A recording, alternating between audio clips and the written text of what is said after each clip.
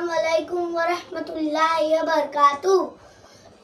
उत्सव तीन रंगाचा आभाळी आज सजला, उत्सव तीन रंगाचा आभाळी आज सजला।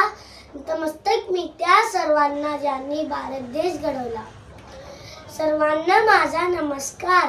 माझे नाव मोहम्मद साद। मी आज आपल्या समोर 15 ऑगस्ट निमित्त भाषण सादर करणार आहे।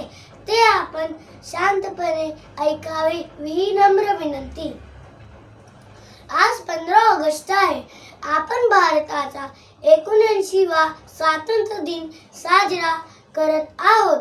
सर्वप्रथम सर्वांना स्वातंत्र्य दिनाच्या खूप खूप शुभेच्छा। हा दिवस आपण सर्वांसाठी आनंदाचा व अभिमानाचा आहे।